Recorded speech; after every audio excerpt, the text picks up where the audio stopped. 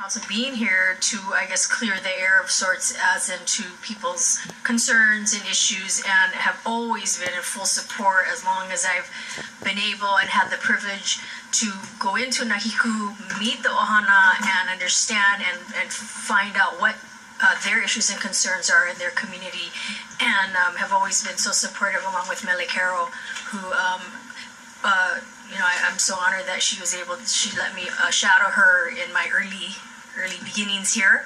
So I do have a heartfelt thanks to everyone involved, as a long time coming. So hopefully everyone sees that and appreciates the need. Thank you very much, Chair. Thank you, Ms. Cochran. Mr. Couch. Thank you, Mr. Chair. And I too am in full support. And I attended, I think it was either the blessing or the community meeting. One of the initial community meetings down there, and had the pleasure of meeting all the Ohana there. And I mean, they've been working on it for a long time, trying to get it going. So I'm in full support, and I'm glad Corporation Counsel is here to answer the legal issues. Thank you. Ms. Carrella? Aloha. Thank you, Corporation Counsel, for your dialogue with us as to how we may proceed. There's no question that I support the community process, and also to strengthen our late Mele Carroll's footprints in Nahiku. And I just like to add that I appreciate the kama'aina that comes out to support their soil and their home ground. So if this will create a healthier community for Nahiku and all of the East Maui, I support Councilmember Carroll's recommendations. Mahalo. Thank you, Ms. Carrella. Ms. Guzman. Thank you, Chair. Very well aware of the litigation, and we were given an update by Mr. Bill Berry, Committee of the Whole. The only question I would have at this point is the permitting and the design estimation for in the amount of $200,000. Wasn't the design already completed, and why are we paying for the permitting again? I understand the estimated construction costs of the 1.750, but what is the additional 200,000 for? I mean, clearly the construction cost is necessary to fund, but what about the other 200,000? Chair, if I may, I'm not fully aware of the values involved, but the item will have to go out for bid again. A new contractor would have to be in place. And so there may be some changes that the department anticipates. That's why the numbers are in there.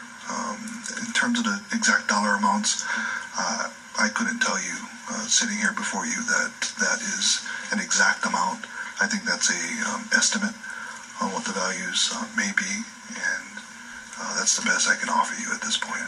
No, I completely understand why we need to do the construction contract costs for the proof of the damages, but the 200,000, that I believe the design is already completed, and so I don't know, just questioning that part of it.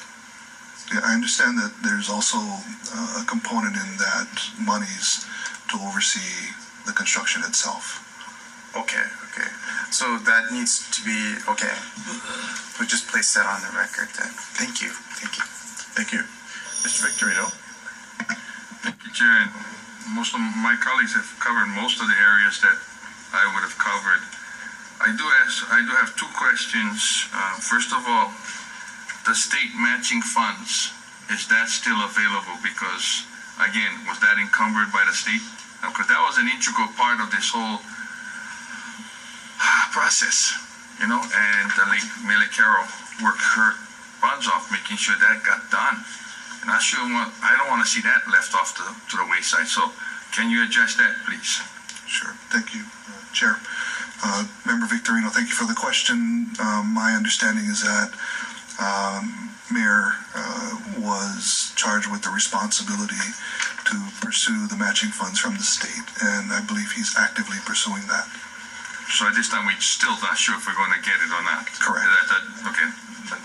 I would hope he works his little tail off to make sure, because the memory of Millie Carroll cannot be tarnished because we cannot get the state funding.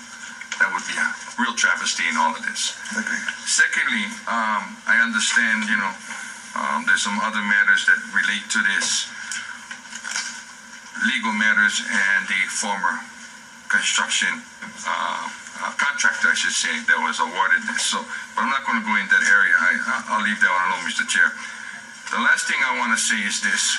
I would hope that those who oppose and those who support in a small community can get a ho'oponopono together and come and work out their differences. The worst thing, this island, this county, and these communities is to be split on issues, Mr. Chair.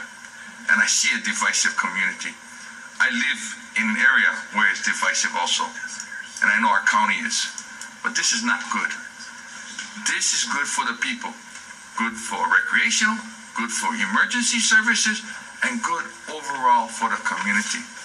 I wish and hope and pray that those who oppose, I understand your point of view, but you will come together with those who support and make this work for your community.